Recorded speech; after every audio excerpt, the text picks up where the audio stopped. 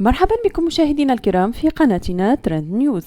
وفي خبرنا ترند لهذا اليوم سنناقش واحدة من أكثر المباريات إثارة للجدل في أولمبياد باريس 2024، والتي شهدت أحداثا غير متوقعة أثارت الكثير من التساؤلات.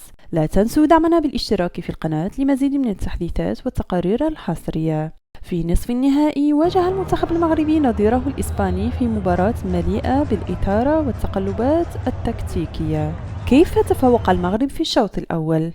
بدأ المنتخب المغربي المباراة بشكل قوي، حيث قدم أداء مميزا تحت قيادة المدرب الأولمبي طارق سكيتيوي.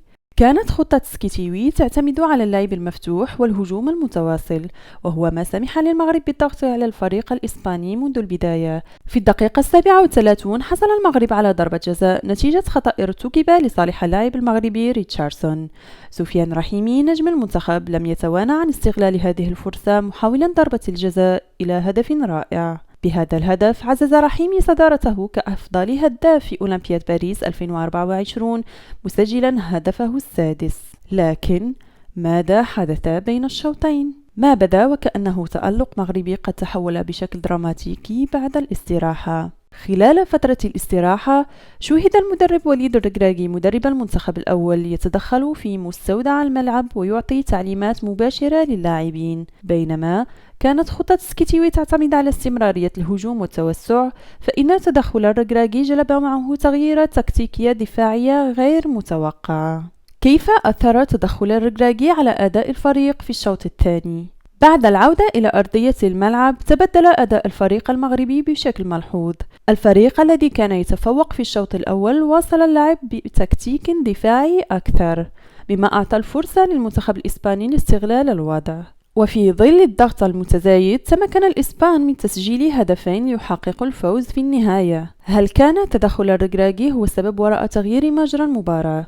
إذا كان أداء الفريق في الشوط الثاني قد تأثر بشكل كبير بالتدخل التكتيكي، فهذا يثير تساؤلات حول مدى تأثير التعديلات غير المتوقعة عن نتيجة المباراة. هل كان التغيير ضروريا أم أنه أدى إلى إفساد خطة سكيتيوي الأصلية التي أثبتت فعاليتها في الشوط الأول؟ لكن هناك سؤال أكبر: ماذا عن الميزانية المخصصة للأولمبياد؟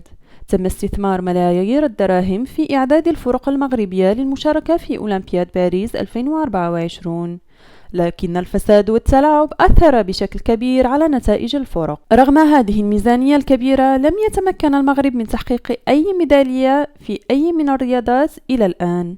هذه النتيجة تثير تساؤلات حول كيفية إدارة الموارد والتخطيط الرياضي في البلاد. وفي ختام هذه الأحداث هناك أمر لا يمكن تجاهله: دعم الجمهور المغربي. على الرغم من كل التحديات والإخفاقات، يظل الجمهور المغربي دائما هو السند الحقيقي للرياضة في البلاد.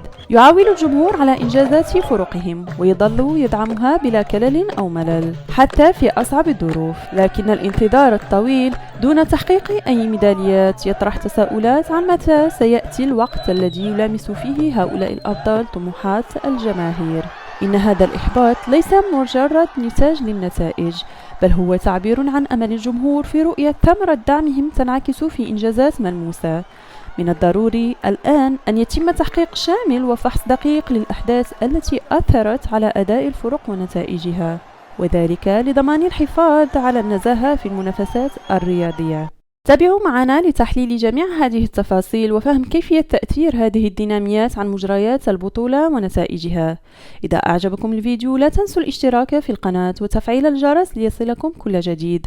نود سماع آرائكم في التعليقات، وشكرا لمتابعتكم. نراكم في الفيديو القادم.